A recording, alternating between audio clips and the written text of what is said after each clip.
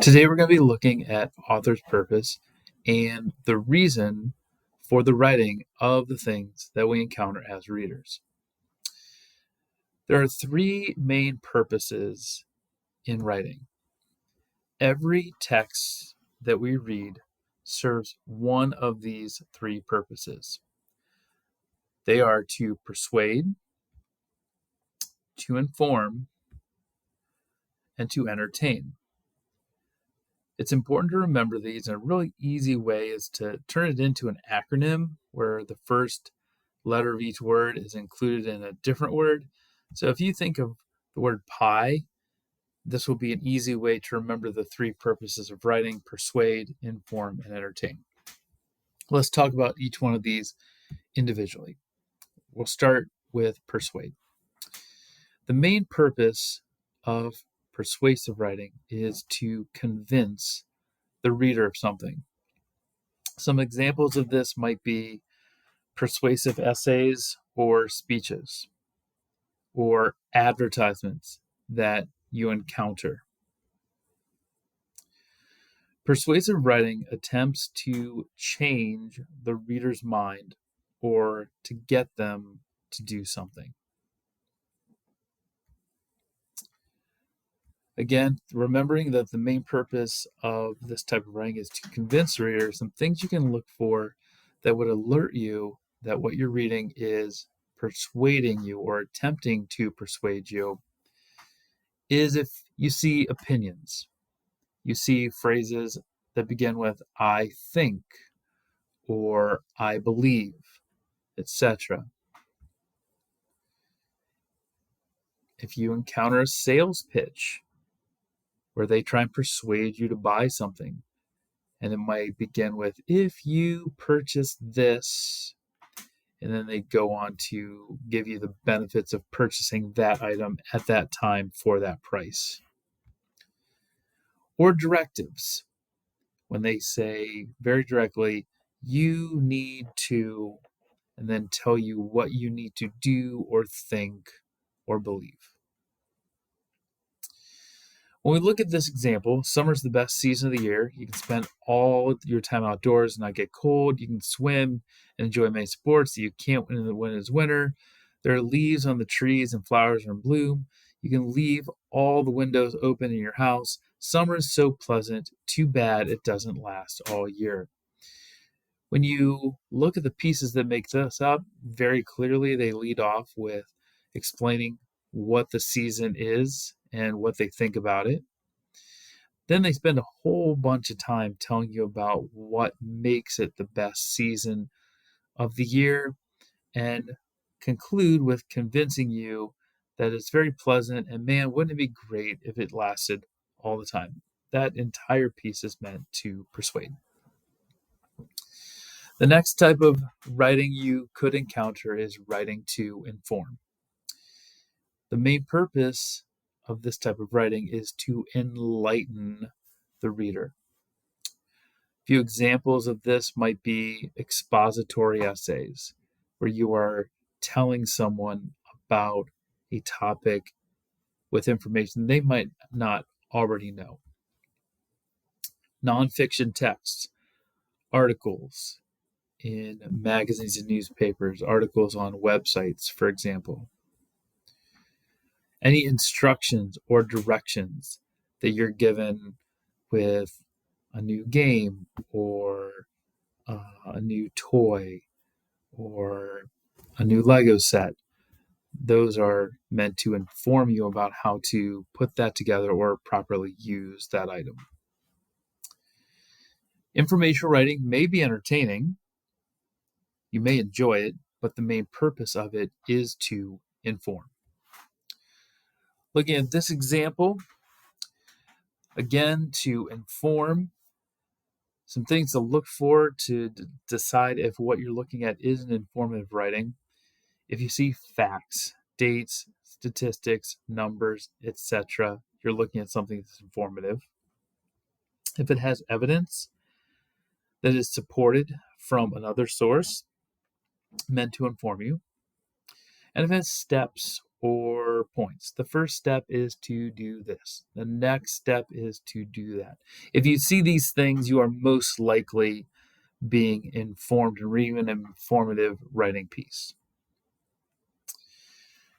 Here we see our example. This one shows us what it looks like to read an informative writing piece. The platypus is a different looking animal that lives in the rivers of coastal regions of eastern Australia. It's a furry mammal. It lays eggs. It lives near the water and uses the webbed feet to swim. Its nose resembles a duckbill, which helps as it gathers food such as shrimp. When the platypus swims underwater, it closes both eyes and ears. So we look at this and it informs us, and it tells us that they live in rivers and coastal regions. It tells us that they're furry. It tells us that they lay eggs. And, if we read further, it might inform us and that we could discover that platypus sneak off at night to save the tri-state area from Dr. Doofenshmirtz and other interesting facts. Regardless of that, this passage is clearly informing us about platypus. And then the third type of writing that we might encounter is writing to entertain. And the main purpose of it is to amuse the reader. Some examples of this might be stories, short stories that we read, poems that we read, plays, TV shows, movies, which are all written pieces performed for us. From these, you may learn something from the story, but the main purpose behind it is to entertain. Most of you in your independent reading books are reading a book that is meant to entertain you. Here we see a piece that's meant to entertain us. She walked along the beach, enjoying how the sand felt between her toes. She gathered many different types of shells. She bent down to pick up another shell. She noticed it wasn't a shell. It was a bottle with a piece of paper inside it. She excitedly opened the bottle and took out the paper and began to read what was on it. That's not meant to persuade us in any way or inform us in any way. We're just meant to see an entertaining story about this girl, find this bottle, and looking at what's inside of it.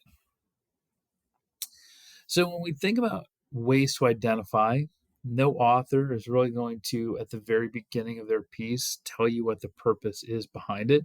It's up to you as a reader to decide that. So some questions you can ask yourself to identify what type of writing you're looking at. If you ask the question, does the text make arguments? If yes, then that's most likely meant to persuade. If no, then you'd want to go on to the next question.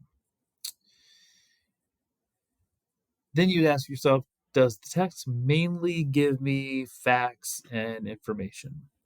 Well, if yes, you're most likely reading a piece meant to inform. If not, keep going. Go on to the next question. And then finally, the third question, is the text a poem, a story, or a play? If yes, you're most likely reading something that's meant to entertain you. If not, we need to start over with these three questions, go back through and think more carefully, because it's got to be one of the first two, and we maybe just didn't look at it closely enough to make that decision. Okay, let's go over some practice ones. On your paper, you're going to find a section numbered 1 to 10. We'll describe a piece of writing, and then you're going to write what you think the author's purpose is for that piece of writing. So you'll write the word persuade, inform, or entertain on your paper. And then once we're done, we'll check them together in class. So this last part is not for a grade. We're just going to go over and practice some of these. All right, first one.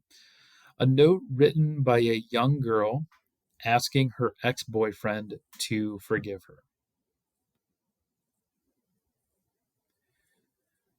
Second one, number 2, a recipe for making pancakes. Number 3, the lyrics to a Taylor Swift song.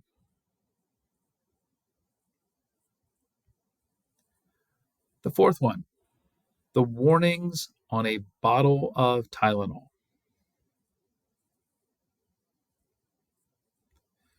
Next one, a mailing from the American Cancer Society asking for donations to help fight cancer. The next one, number 6, the script for a popular television show about vampires.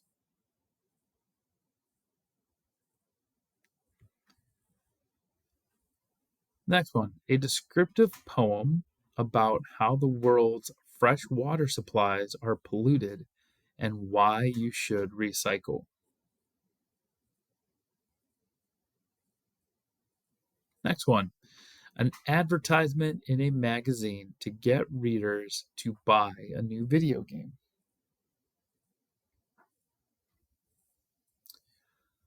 Next one, a schedule of movies and the times that they show at a local movie theater.